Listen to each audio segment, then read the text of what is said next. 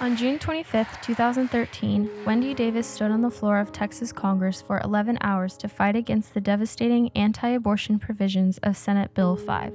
She became a symbol for a new movement by leading a successful filibuster.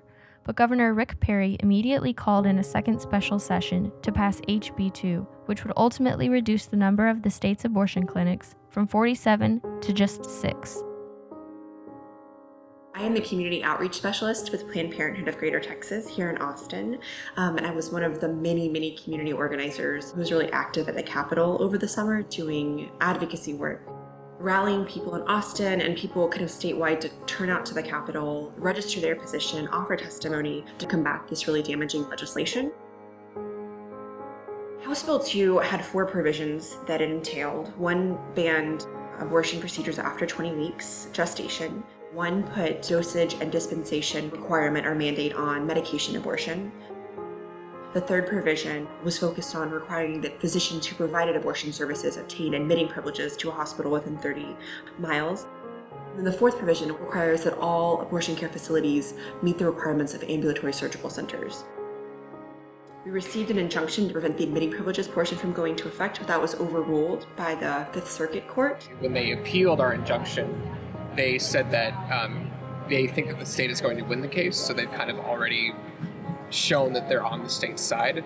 They are very conservative. We just didn't know that they were this conservative. And as it's been said, that could virtually reduce the number of abortion care facilities in the state of Texas to 6.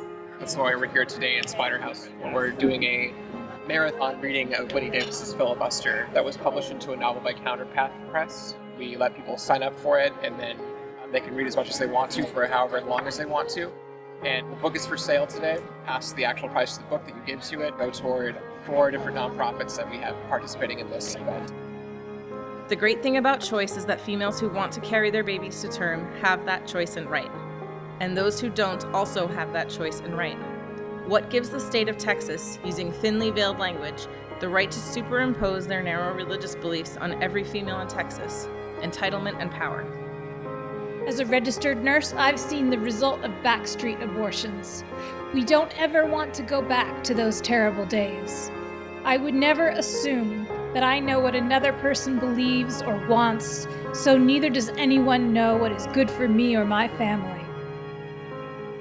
One of our main missions as a company is to reduce the stigma that surrounds abortion. And the only way to do that is to keep talking about it. Having events like this, and where people of all walks of life can come and learn about why abortion is highly stigmatized. There's a lot of myth that surrounds it.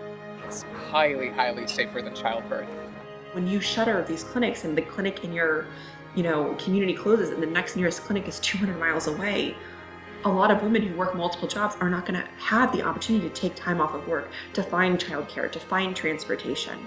You cannot infringe upon a woman's private decisions, and you cannot infringe upon the patient-doctor relationship in the way that you are doing. There's no room for politics or politicians in women's health. And to have an uprising of people just come and say, we're here to participate in this process, we're here to engage in democracy and to give voice to our perspective. I mean, thousands of people coming to the Capitol, people were lining up outside of the building waiting to come in. I mean, everywhere you looked, every single floor was filled with people.